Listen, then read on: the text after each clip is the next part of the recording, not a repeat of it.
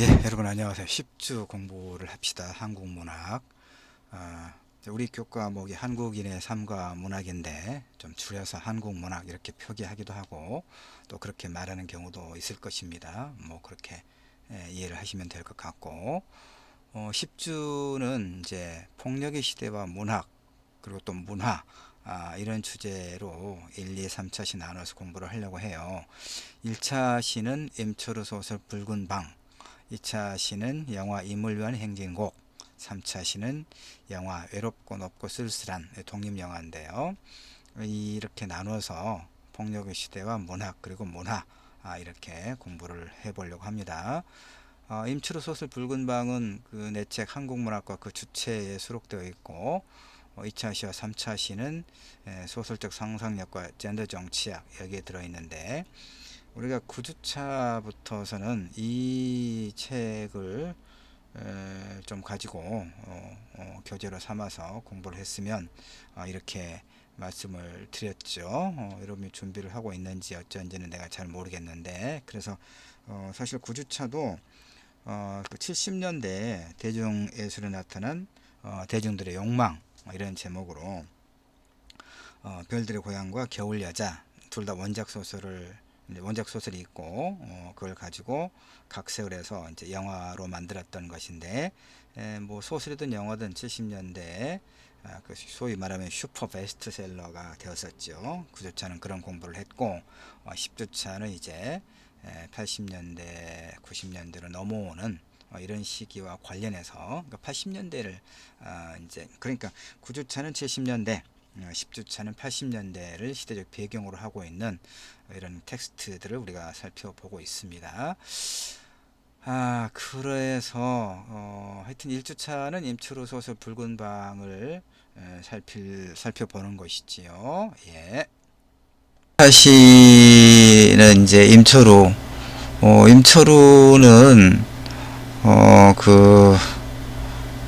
전남대학교 영문과에서 학위를 했나? 국문과에서 학위를 했나? 하여튼, 그러고 이제, 그 서울에, 얼른 대학이 안 떠오르네. 예. 한신대 문창과, 뭐 교수로 있다가, 몇 년 전에, 정년은 아닌데, 명예퇴직을 했더라고요. 하여튼 임철우는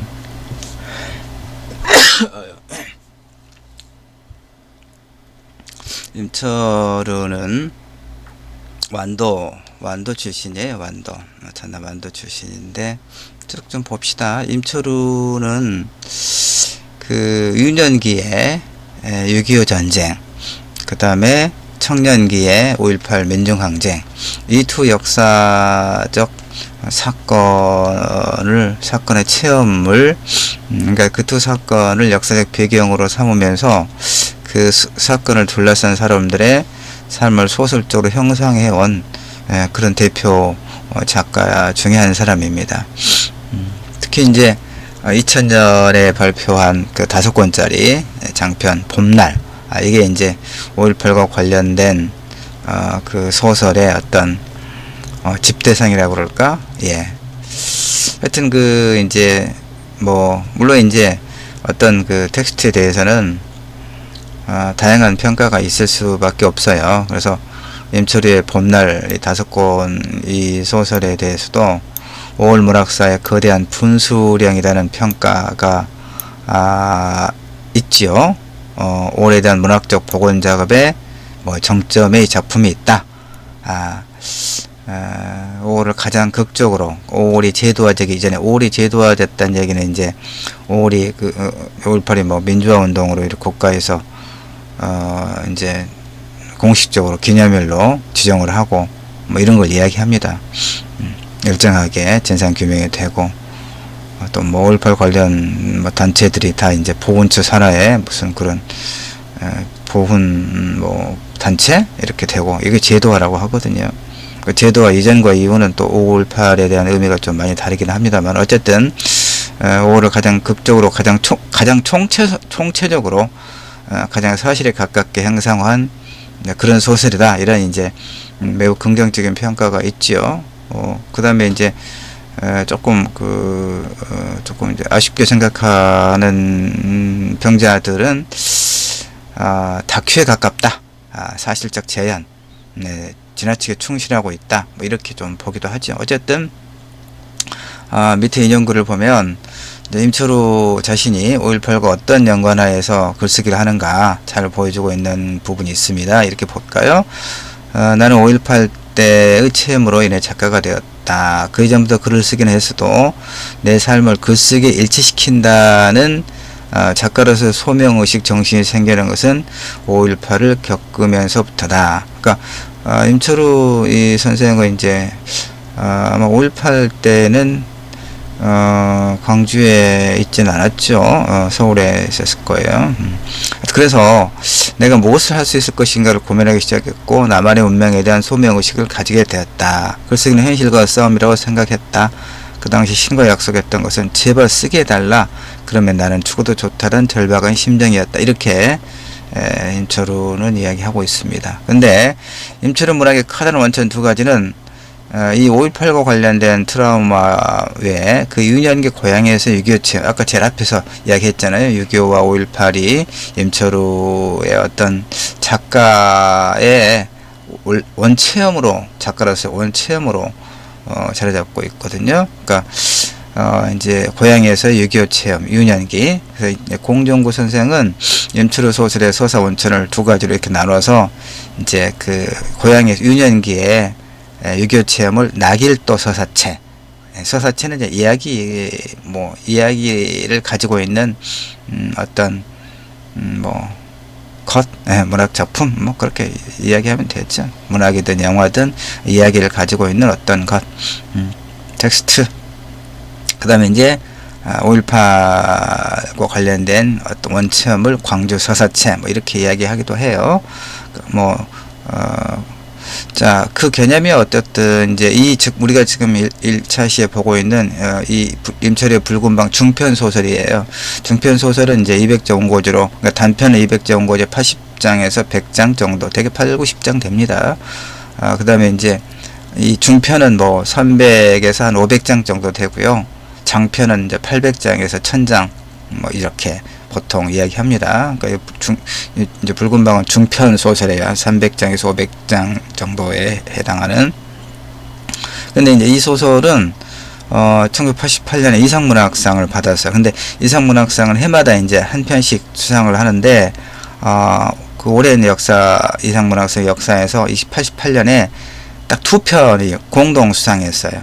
한승원 선생의 해변의 길손. 한승원 선생은 이제 그 소년이 온다로 잘 알려져 있는 작가 한강의 아버지죠. 내가 신춘문예 당선될 때 또 심사위원이기도 해서 한승원 선생님 잘 알고 있는데 장흥 출신의 지금 살아계 생존해 있는 작가시죠. 한승원 선생 해변의 길손. 그 다음에 임철우의 붉은 방 이제 두 소설이 공동으로 수상을 했습니다. 자, 우선 붉은 방은 무슨 얘기냐면 국가폭력의 광기와 전율에 관한 소설입니다. 대강의 줄거리를 정리했습니다. 볼까요? 자, 이제 소설의 인물이 오기섭, 고등학교 선생이에요. 자, 오기섭은 새벽같이 일어나 출근했다가 보충 수업까지 마치고 집으로 들어오면 밤 9시가 되는 숨가쁘게 반복되는 일상생활에 그냥 보통 평범한 사람이에요. 그런 그 일상생활에 좀 지쳐 있고 그런 이제 고등학교 교사예요. 오기섭, 이 붉은 방의 줄거리, 오기섭의 이제 인물이 이게 이제 88년에 당선된 작품이니까, 이상문학상을 받은 작품이니까 이 소설은 이제 80년대적 감수성을 대표하고 있다고 여러분 이해를 하시면 돼요. 자, 그래서 이제 아침에도 오기섭 선생을 이야기하는 거죠. 여느 때와 다름없이 이렇게 빠른 시간에 허둥거리면서 자신의 꼬락산이를 한심하게 여기고 또 전세금 그 보증금 걱정에 올려달라고 하니까 울상진 아내를 뒤로 한 채 버스 정류장으로 가던 중에 뜻밖의 변을 당해요. 낯선 두 사람에게 납치를 당했단 말이에요. 그래서 이제 납치되어 가면서 오기섭은 자신에게 이렇게 놀라운 일이 일어났음에도 아무 일도 없었다는 듯 일상 그대로인 창밖의 세계의 그 풍경을 보면서 이렇게 쉽게 자신과의 세계가 단절될 수도 있다는 사실에 놀라워하죠. 아득한 절망감과 함께 그 자신의 자줄구레한 그런 일상에 대해서 절실한 애정을 느끼게 돼요. 자, 영문도 모르게 끌려온 오기섭은 유치장에 와서야 왜 이렇게 끌려왔는지 이유를 알게 되죠. 군대 동기인 서정민의 부탁으로 수배 중이던, 이제 학생운동으로 수배 중이던 이상준이라는 사람을 자신의 집에서 며칠 재워준 일이 있었다는 얘기죠. 그래서 오기섭은 붉은 방으로 끌려와, 붉은 방은 고문실이에요. 그 전체가 이렇게 사방과 벽이든 위아래든 다 이렇게 붉게 칠해진, 그게 상징하는 거죠. 이 폭력에. 자, 붉은 방으로 끌려와 장의사라고 호칭되는, 이를테면 최달식이 소위 고문경관이죠. 근데 장의사라고 이런 최달식에게 신문을 받으면서 자신이 야만과 폭력의 시대에 살고 있음을 절감해요. 자, 이 최달식 고문기술자, 세상에 기술자가 없어서 고문기술자가 있었단 말이에요. 7, 80년대. 이 최달식은 그럼 누구냐? 오기섭이라는 사람은 이제 알겠죠? 평범한 이제 고등학교 교사인데, 군대 동기인 서정민의 부탁으로 이제 수배를 피해서 도망을 다니던 이제 민주화 운동가 이상준이라는 사람을 며칠 집에서 이제 재워줬 일이, 그 일 때문에 지금 난데없이 이렇게 이제 끌려왔다는 얘기예요. 그래서 고문을 받는 거예요. 그러면 이 고문 경관 최달식은 누구냐?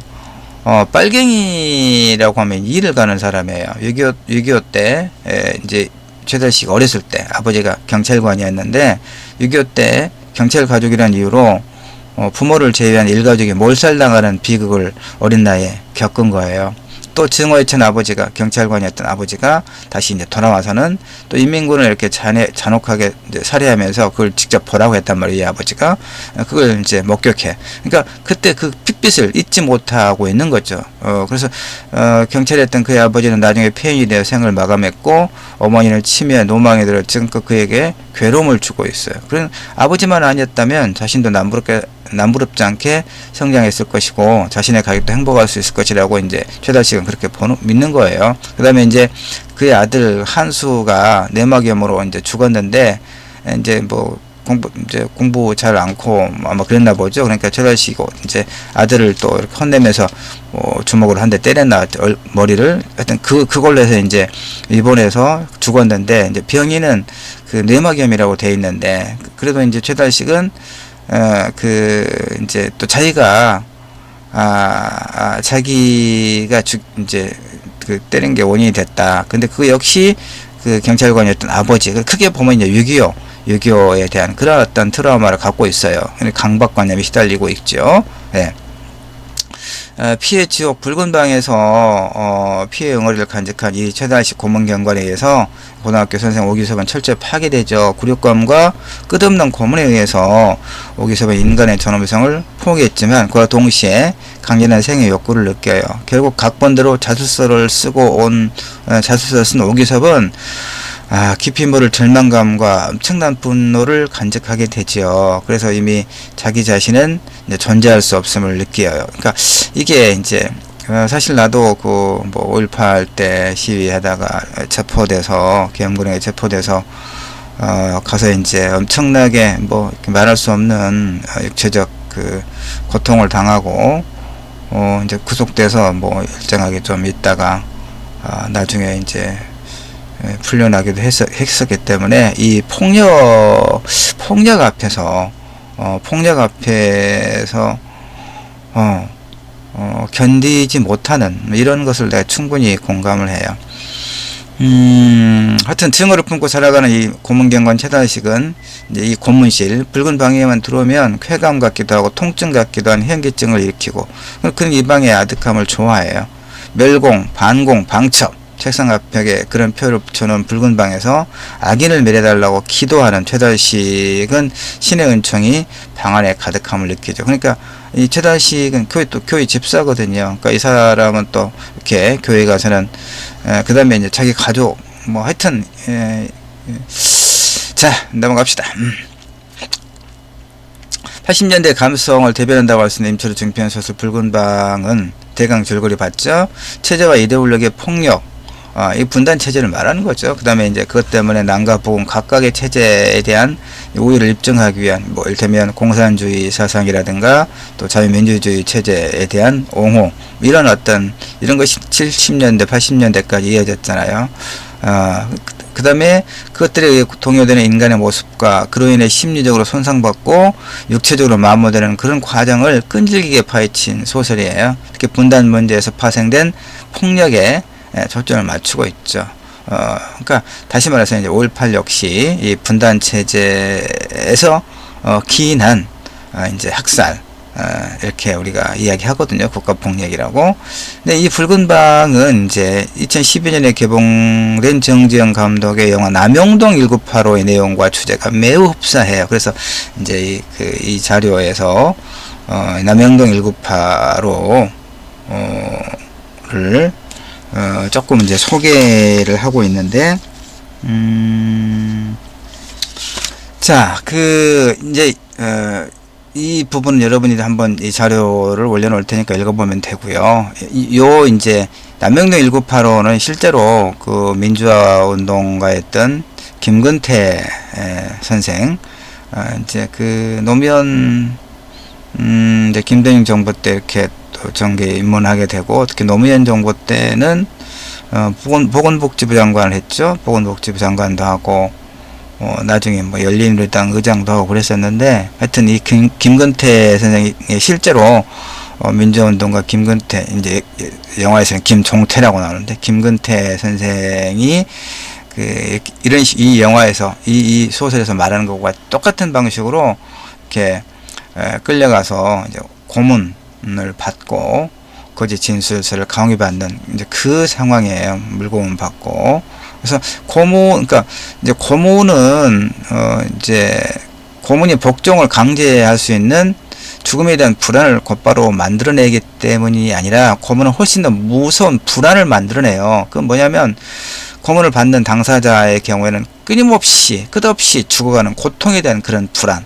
그 다음에 이제 어찌됐든 살아서 나왔을 경우에 오랫동안 침묵하게 되잖아요. 주변 사람들에게 이 치욕적인 고문에 대해서 발설하지 못하죠. 바로 그것으로 인해서 이제 이런 그 체제에 대한 저항, 세력에 대한 어떤 침묵을 강제하는 그런 효과가 이 고문인 거예요. 그 다음에 하여튼 아무 양심의 가책 없이 잔혹한 고문을 일삼는 수사관들에게 굽히지 않고 진술을 거부하는 김종태, 하지만 장의사라 불리는 고문기술자 이두한, 실제는 이근한 경감이거든요. 이 사람이 등장하면서 그 인생을 송두리째 뒤바뀌는 잔혹한 22일이 시작된다. 이런 얘기입니다. 김근태, 남영동, 우리 용산에서 이제 KTX 타고 용산에 내리잖아요. 서울 가려면 용산에서 조금 더 이제 서울로 진입하다 보면 남영동에 나와요. 대공분실, 치안본부 대공분실. 지금 여기가 이제 인권박물관을 만들어 놨다고 하던데, 이제 이 영화와 이 소설이 거의 유사한 주제를 가지고 있습니다. 문제는 뭐냐면, 이제 쭉 내려갑시다. 다른 것은 여러분이 좀 읽어보도록 합시다. 그래서 임철우 소설 붉은 방은 폭력의 세기인 80년대 끝자락에 발표됐죠. 현재와 과거, 개인과 사회, 실존적 권위와 공동체적 실천, 그리고 상이한 문제에 대해서 이런 문제에 대해서 작가 임철우는 당대 폭력과 과거의 폭력, 개인의 마음일과 사회의 부도덕함의 관계를 상기시키고, 좀 어려운 말들을 많이 써놨네요. 하여튼 임철우 소설의 대부분 그렇듯이 이 붉은 방에서도 금속성의 폭력 앞에 두려워할 만할 뿐 해결책을 찾지 못하는 인물들이 등장해요. 자, 그 다음에 이제 독백이 어떤 의미인가 쭉 여러분이 보면 되겠고요. 그러니까 독백 고백, 요것도 이제 하나의 글이라서 조금 좀 어렵게 썼는데, 요건 그러려니 하고 넘어가도록 하고요. 읽어보면 대강 알 수 있으니까. 지금 여기서 말하고자 하는 것은, 여기 보면 되겠네. 임철우는 이 붉은 방이라고 하는 공간적 배경을 통해서, 그러니까 세계와 자아의 단절을 완전히 닫혀있는 공간이잖아, 붉은 방. 그 다음에 붉은색이 주는 그런 부정적 이미지, 어떤 공포와 죽음의 이미지, 피해 이미지잖아요. 나아가 주인공들의 내면에 담긴 피해의식의 역사적 의미를 끈질기게 파헤쳐서 이 고문경감 가해자, 초다시 피해자 뭐 이름이 금방 잊어먹었네. 저 앞에 가면 있죠. 예, 이런 그 오기섭이죠. 예, 하여튼 가해자와 피해자 모두의 아픔이다. 이게 중요합니다. 이 소설에서 말하고자 하는 것이 이 가공할 폭력의 가해자와 피해자 모두 역사의 이제 분단 체제. 물론 그 전에는 이제 일제 강점기로부터 시작되는 거죠. 우리 민족의 현대사의 이런 그 어떤 폭력의 역사라고 하는 것이 일제 강점기와 분단, 전쟁. 그다음 이제 그것을 그런 냉전 체제, 북이든 남한이든 이 권력자들이 자신의 체제를 유지하기 위한 그런 어떤 수단으로 이런 국가 폭력이 행해졌으니까. 근데 하여튼 이 소설에서 임철우에서 붉은 방이라고 하는 이 중편 소설이 의미 있는 것은 이 폭력의 가해자와 폭력의 피해자 모두가 이 분단 체제 예, 어떤 그 희생자라고 하는 그런 해석에 바탕을 두고 있다는 거예요. 이것은 이제 5.18을 직접적으로 다루고 있는 이제 원필의 소설 봄날에서도 그렇게 되고 있어요. 그러나 이제 보다 근본적인 문제는 우리가 생각해 볼 것은 뭐냐면 이 전열할 폭력의 근원이 도대체 뭐냐? 우리는 어떻게 이 국가 폭력의 악몽에서 벗어날 수 있을 것인가? 이런 데 있는 거죠. 근데 이제 내가 이때 썼던 글에서는 해답은 요원하다 이를테면 긴 터널을 지나는 것처럼 그 출구가 보이지 않는다. 이렇게 일단 생각을 하는 거예요. 다만 무엇이 폭력을 초래하는지 우리는 공부하고 또 공부할 필요가 있다. 물론 이제 해답은 이를테면 이런 그 전율할 폭력의 근원이 분단 체제에 있다면 분단 체제를 해소하는 게 가장 그 명확한 해답일 수 있겠죠. 근데 그건 현실적으로 너무 어려운 문제이기 때문에 그러면 이 분단 체제가 지속된다고 하는 그런 가정에서 뭐 현실에서 어떻게 이제 이런 문제를 해결할 것인가가 우리에게 남겨진 과제인 거죠. 그래서 지적은 이를테면 폭력의 궁극적 원인을 뭐 이웃에 대한 두려움에서 찾고 타자에 대한 몰 이해와 그에 대한 경계심은 이제 지적 같은 경우는 그렇게 이야기하지만 임철우에게는 보다 구체적인 역사적 경험 위에서 전개되는 구조적인 폭력이 문제가 되죠. 이건 6.25 전쟁 체험과 그 원체험이 여전히 한국 사회에 어떤 존재하고 있다는 것이죠. 의식과 무의식으로. 그러니까 한국 전쟁은 여전히 집단 기억이죠. 집단 기억이고. 그래서 이제 임철우 소설 붉은 방의 최달식은 고문경관 이 반공 이데올로기에 대한 그러니까 체제가 만들어낸 괴물이라는 거죠. 그것도 가해자이면서 피해자라고 하는 역설적인 위치에 존재하는 매우 한국적인 형태의 괴물이다. 이렇게 이야기할 수 있습니다. 그러니까 이 오기섭에 대한 그 광적인 폭력은 지적에 말한 것처럼 타인의 고통에서 말하고 있는 것처럼 우리가 단순히 타인의 고통에 눈 돌리지 못하는 공감의 실패에만 있는 것이 아니죠. 최달식은 고문경관 최달식은 기독교의 집사거든요. 그러니까 타인에 대한 무조건적인 사랑을 강조하는 그런 기독교 윤리에 포섭되어 있는 그가 타인에게 저지르는 광적인 폭력을 전혀 괴념치 않는 것이 이 매우 그 역설적인 채로 우리를 새삼 놀라게 하죠. 왜 그렇습니까? 이 최달식에게는 이를테면 오기섭 같은 빨갱이도 아닌데도 불구하고 하여튼 빨갱이라고 딱지 붙이고 이 빨갱이는 되면 사람이 아닌 거죠. 이들에게는 그렇게 보는 거예요. 그러니까 오기섭에게 혐의가 없다는 것은 이미 최달식들이 알고 있어요. 다만 이제 이 고통과 외로움을 동반하면서 희생들을 덮치고 이런 자, 아까 이야기했고요. 어쨌든 최달식은 국가체제가 만들어낸 괴물이죠. 이런 조작된 국가 이데올로기에 길들여져 있고 익숙해져 있고 편안해져 있다는 것을 알 수가 있죠. 그러면 이제 결론. 이 전율의 기억을 기억할 것이 필요하죠. 기억할 것이 필요했다는 거예요. 그래서 나중에 이제 붉은 방에서 그 붉은 방을 빠지던 오기섭의 가슴 속에서 무언가 뜨겁고 단단한 불덩이 같은 것이 꿈틀거리죠. 분노죠. 이 기억의 재현을 통해 임철은 우리에게 거듭 물어요. 기억만이 우리가 저 전율을 국가폭력의 사슬에서 벗어날 수 있는 거의 유일한 대안이 아니겠는가 하고 기억을 통해서 끊임없이 그런 과거의 고통을 그다음에 죽음과 죽음의 기억을 잃지 않는 것이 우선적으로 필요하다 이렇게 이야기하고 있습니다. 근데 아까 이제 영화